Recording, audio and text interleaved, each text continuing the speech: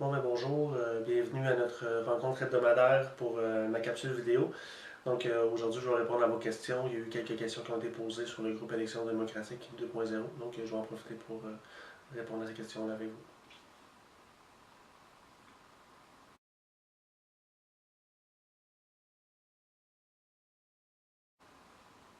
Salut Frédéric, on est content de te retrouver cette semaine, ça va bien?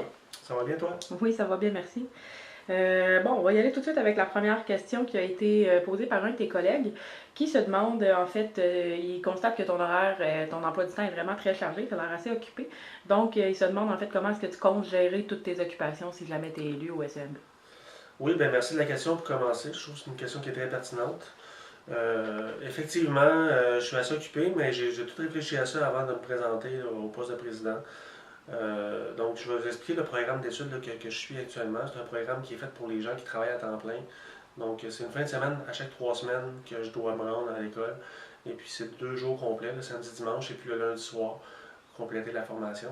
Et puis, quand je vais, ouais, à partir du 22 mars, là, il va me rester seulement 2 fins de semaine pour cette année à faire. Donc, ça ne sera pas très, très compliqué. Toute la grosse charge de travail va être en arrêt de moi. Il y aura pas de problème. Euh, donc, il va me rester la troisième année à faire. Ça va commencer au mois de septembre. Mais là, je verrai rendu là où sont rendus les négos pour voir si je continue cette année ou si j'attends un an ou deux avant de continuer. Donc, je peux faire ça, il n'y aura pas de problème. Maintenant, pour la maîtrise à temps partiel, ça, j'avais déjà planifié de la mettre en attente le temps que j'allais avoir mes fonctions de président. Je ne peux pas tout faire en même temps, donc ça, c'était déjà planifié. Maintenant, ben, il me reste mon groupe de musique. Là, on se voit une fois par 3 semaines, mais je pense que c'est sain d'avoir un équilibre travail-vie personnelle. Et puis ça, j'ai pas l'intention de mettre ça de côté. De toute façon, on se voit, c'est ça, aux 3 semaines. C'est pas très exigeant. Puis j'en profite pour sortir le méchant quand j'y vais, là, ça me fait du bien. Donc, ça, je vais pas mettre ça de côté. Maintenant, il reste aussi ben, le temps que je passe en succursale. Ça, je vais le récupérer pour le mettre sur les dossiers de relations de travail et de la présidence. Donc, ça, je récupère du temps là. Et puis, dans le fond, je vais être disponible à temps plein là, pour rendre service au monde.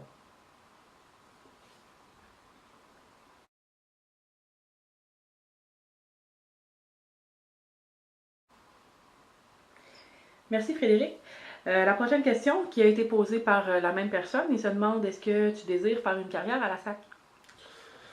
Bon, ben moi, quand j'ai commencé à travailler à la SAC, en fait, j'ai tout de suite embarqué dans mon projet d'études là, en relations industrielles. Donc, j'ai commencé à étudier les relations industrielles avec mon embauche à la SAC. Et puis, je suis là depuis 7 ans. Tu sais, moi, j'ai pas, j'avais pas de plan à long terme quand j'ai commencé à la SAQ. Maintenant, je suis encore là depuis 7 ans. J'ai deuxième présentation à la candidature, ben, à la présidence. Donc, j'ai envie là, d'aider à mon milieu de travail. Là. Moi, c'est important. Tu sais, j'ai des valeurs syndicales. Je pense que le mieux-être au travail puis la qualité de vie au travail, c'est très, très important pour les individus. Et puis, c'est à ça que je me dédie. Maintenant, je ne connais pas l'avenir. On ne sait pas où je serai dans quelques années. C'est sûr que si je suis élu, ben, je peux vous dire que je vais être encore là. Si je ne suis pas élu, on verra. Mais je ne peux pas me prononcer sur l'avenir. Sauf que je sais que j'aime travailler à la SAC. J'aime les gens, puis je veux les aider. Donc, c'est pour ça que je me présente.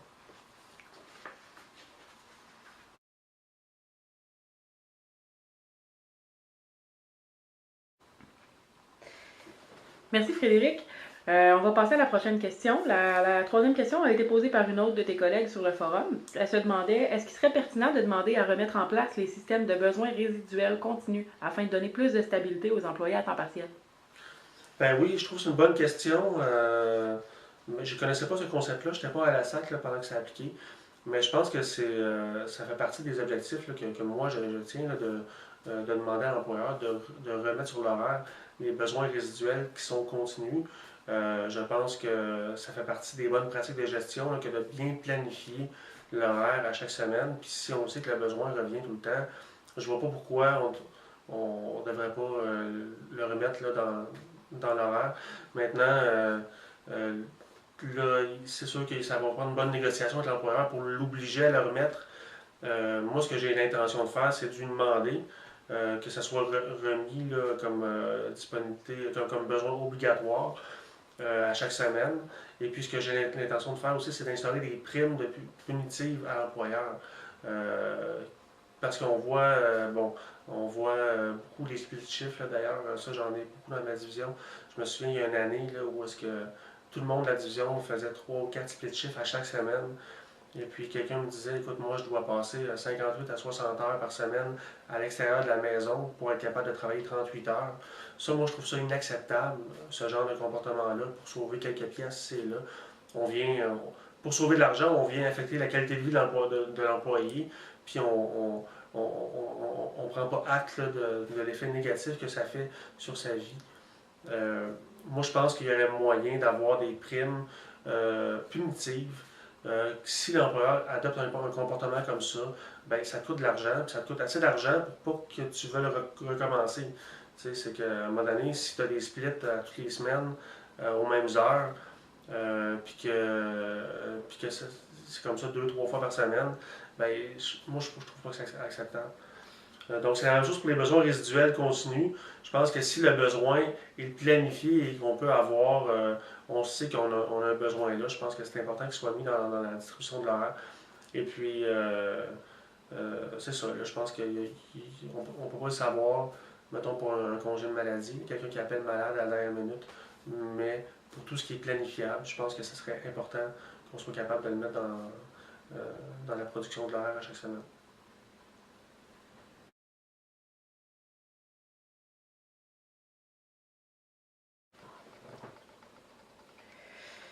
Merci Frédéric. On va passer à la question numéro 4, qui a été aussi posée par une de tes collègues sur le forum. Donc la question est la suivante. Advenant une situation où la grève serait nécessaire, tiendrais-tu un deuxième vote? Oui, je trouve que c'est une bonne question. Je comprends qu'il y a beaucoup de sensibilité par rapport au vote de grève, puis qu'il y a encore des. On a eu une grève en 2005, puis il y a encore des gens qui ont de l'amertume par rapport à ça. Donc, je prends très, très au sérieux là, ce que les gens vivent par rapport à l'insécurité d'une grève éventuelle ou de l'enquête, parce que ça peut arriver aussi. Euh, moi, je pense pas que je tiendrai un deuxième vote de grève. La raison est simple, c'est que c'est déjà très lourd à aller récolter un vote de grève. Et une fois que tu as le mandat, tu n'es pas obligé de reconsidérer, ben, de redemander aux gens s'ils sont encore en faveur de ça. La seule chose que je peux vous dire, par contre, c'est que une grève, c'est un moyen de dernier recours. Donc, il faut épuiser tout le processus de négociation avant d'arriver là. Et puis ça, ben, c'est un rôle que je prends très, très au sérieux. De justement faire mon travail sérieusement avant d'arriver à un mandat de grève. C'est sûr que la grève, c'est un moyen exceptionnel et ultime. Donc, on déclare pas ça là, parce que tout d'un coup, on n'est pas capable de se parler à la table. Là. Il faut faire vraiment tous les efforts. Et puis, on a une conciliatrice qui est là actuellement qui aide à débloquer les dossiers. Donc, il faut se servir de ces services au maximum avant d'arriver là. La grève, là, c'est vraiment un moyen de donner un recours. Et puis, moi, ce que je voulais dire, c'est on va avoir des assemblées générales là, au printemps. C'est sûr que moi, je n'irai pas en arrivant là, à la table comme ça, demander un vote de grève à l'Assemblée du printemps. Je vais prendre le temps de prendre connaissance de ce qui se passe à la table et des enjeux et de quelle est la dynamique actuelle avant de faire cette demande-là. Et puis, si ça se trouve, là, il y aura une assemblée spéciale pour demander ça si vraiment la table est bloquée.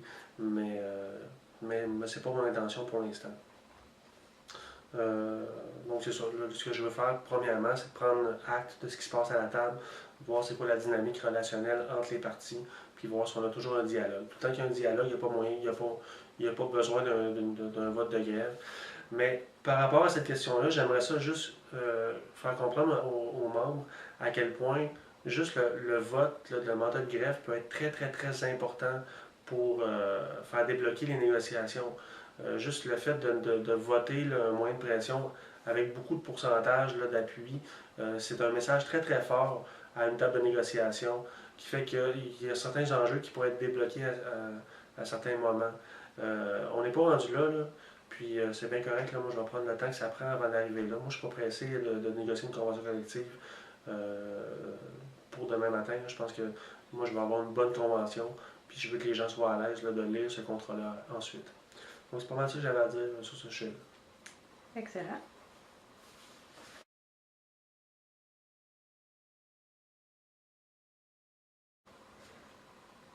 Merci Frédéric pour ta réponse. Justement, tu as fait allusion dans ton discours du manque de communication claire et transparente qui pourrait peut-être y avoir de la part de l'exécutif puis du comité de négo actuellement. Je pense que tu avais des choses que tu avais envie de nous dire à ce sujet-là. Ben oui, en fait, moi ce qui est arrivé, c'est que je suis resté quand même surpris d'entendre cette semaine que les négos vont bien. Ça fait plus d'un an que les négos sont commencés, puis on nous martèle que ça va pas bien. On nous demande de nous mobiliser. On ne sait pas trop pourquoi, là, tout à fait. On nous demande de nous mobiliser. On nous dit seulement que l'employeur veut réduire nos acquis. Mais là, tout d'un coup, on a un changement à la table de négo, puis les négos vont bien. Tout se parle, on négocie. Fait que là, je ne sais pas qu'est-ce qui est arrivé là, pour qu'on passe d'une situation à son contraire. Moi, ça m'a étonné d'entendre ça. Puis j'arrive à la conclusion qu'il y a eu probablement des manques au niveau de la communication de la part du comité de négo puis de l'exécutif pour qu'on parte d'une situation à complètement le contraire. Donc, moi, c'est quelque chose qui me rend mal à l'aise là, parce que, à quelque part, moi, j'aimerais ça être informé. On ne sait pas ce qui se passe à la table de négo tant que ça. On a quelques infos, quelques bribes. Là, on a appris qu'il y a certains articles qui sont en cours de négociation puis que ça va bien. Mais quand on nous arrive avec une situation qui change du jour au lendemain, là, je pense qu'il y a eu un manque là, communicationnel. Fait que moi, ce que je voudrais faire, c'est me commettre là, pour vous dire que moi, j'ai besoin d'être en harmonie. Donc, j'ai l'intention de communiquer avec vous ce qui est important pour vous de savoir pour être capable de me supporter. Je pense que ça fait partie de mon travail, si je suis élu, là, de faire ça. Maintenant, je pense que éventuellement, il va falloir qu'on pense à faire un renouveau là, dans les plateformes de communication du syndicat. Là, actuellement, on a une plateforme Facebook là, qui n'est même pas officielle qui appartient pas au syndicat. Moi, je trouve que c'est un petit peu irresponsable là, de sortir de la machine syndicale pour communiquer. Je pense que le syndicat pourra se réapproprier ces outils-là, faire une plateforme qui soit plus interactive pour la majorité du monde et puis qu'on instaure des communications multidirectionnelles et qui fait en sorte de ramasser les idées de la base et puis qui les fasse mousser, qui les mette en contexte et qui nous permettent de faire des plans à long terme. Je pense que même éventuellement un système de vote électronique sur les idées, parce que je pense qu'on est rendu là dans la technologie, puis que ça pourrait servir l'appareil syndical. Là, actuellement, là, les gens vont poser l'Assemblée générale parce que dans certaines régions, ils doivent conduire 1h30, 2 heures pour être capable d'y aller. Là, je pense qu'on aurait moyen d'aller chercher de la mobilisation syndicale par le développement technologique et aussi ça permettrait là, à l'exécutif de communiquer plus efficacement avec les gens de la base. Donc ça, c'est ce que je veux mettre en place là, dans les prochaines années. Peut-être pas la première année, mais dans les prochaines années.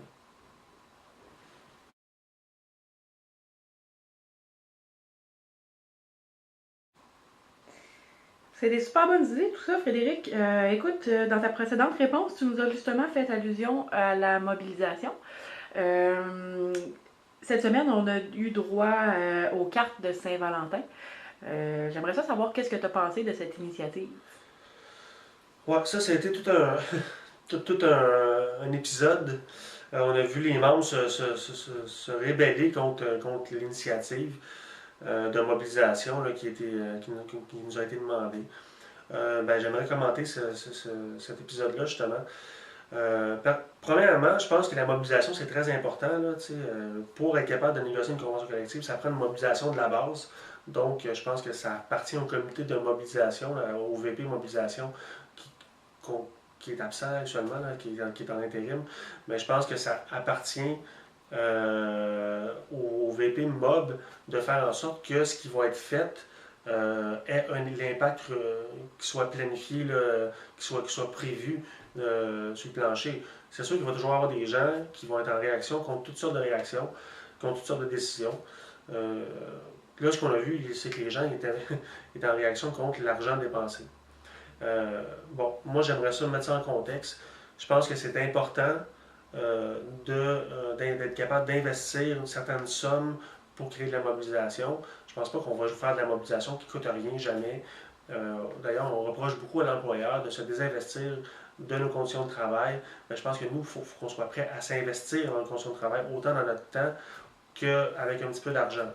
Maintenant, si on parle de l'initiative, les cartes de Saint-Valentin, 5000$ là, pour une initiative comme ça, je pense que c'était beaucoup d'argent.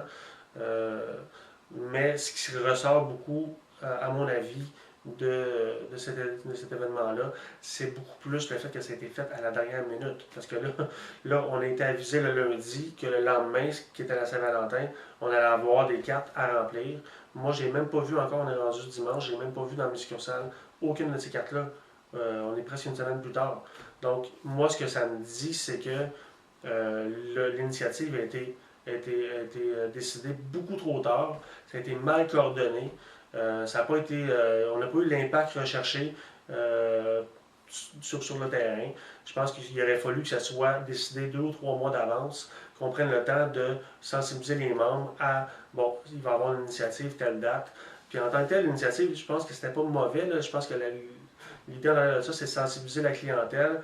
Maintenant, c'était pas la base n'adhérait pas à l'initiative, donc ça ne donne rien de prendre une idée sur laquelle on n'aura pas d'adhésion.